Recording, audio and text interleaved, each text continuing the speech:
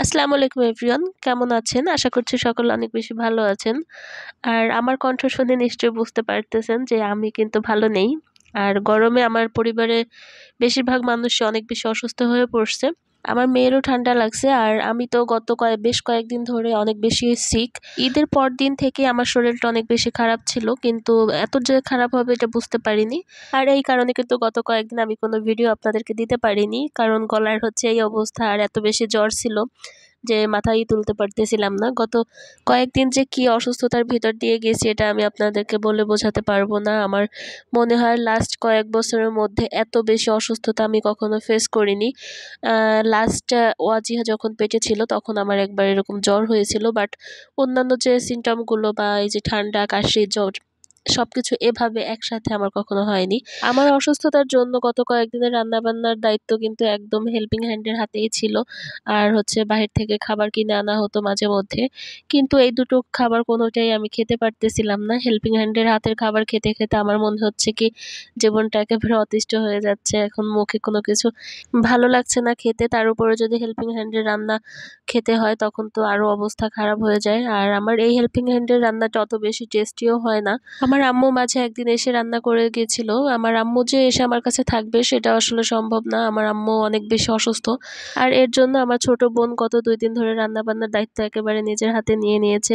আর এই যে দেখতে পারছেন অজিহা কান্না করতেছে। আমাকে অসুস্থ দেখার পরে ও এমন একটা স্বভাব হয়ে গেছে না, ও একেবারে এক মুহূর্ত আমার কাছ থেকে সরতে চাইতেছে না। কেন জানি না ও কি ভাবে। ও সারাক্ষণ আমার কাছে, কাছে থাকবে। আর একটু কোল থেকে নামাইলেই এমনভাবে চিৎকার শুরু করে দেয়, খুব মায়া লাগে দেখতে। আর আমিও যে এত অসুস্থ যে ওকে টাইম দিব প্রপারলি এভাবে পারতেছিও না। তারপরেও যতটা সম্ভব চেষ্টা করতেছি মেয়েটাকে নিয়ে সময় কাটানোর জন্য। আর আমার মেয়েটা মাশাআল্লাহ এখন সবকিছু দেখে, দেখে করা শিখে গেছে। দেখেন আমি ওকে ২ পিস কমলা নিয়ে বসেছিলাম যে দেখি মেয়েটা খায় কিনা। ও সকাল থেকে কিছুই খায়নি। তারপরে আমি কমলা ছুলতেছিলাম আর ও আমার দেখাদেখি একদম সবকিছু মানে কমলাগুলো ছেলার চেষ্টা করতেছিল। আর দেখেন সে খাবার একটু খাচ্ছে তো আমাকে খাইয়ে দিচ্ছে বেশিরভাগ। মানে ও খাবার না খেয়ে আমাকে খাওয়ানোর জন্য ব্যস্ত হয়ে পড়ে সবসময়। আর আমার জ্বর হবার পর থেকে দেখতেছি ব্যাপারটা আরো বেশি করতেছে। আমি ঘুম থেকে উঠলেই ওর হাতে যদি কোনো খাবার থাকে সেটা নিয়ে আমার পিছন, পিছন দৌড় দেয় আমাকে খাওয়ানোর জন্য। জানি না কি মনে করে মেয়েটা সবসময় এরকম করে পাকনামি। যাই হোক আমার বোন আজকে অনেক কিছু রান্না করেছিল। আমার বোনটা মাশাআল্লাহ ঘরের সব কাজবাজ বেশ ভালোই করতে পারে অনেক আগে থেকেই। তবে রান্নাটাও প্রপারলি শিখে গেছে, দেখে বেশ ভালো লাগছে। আর ও কিন্তু মাংস রান্নাটা আগে পারতো না। এটা সবসময় আমাকে বলতো, "আপু আমাকে শিখাও।" আম্মুকে বলতো, "আম্মু শিখাও।"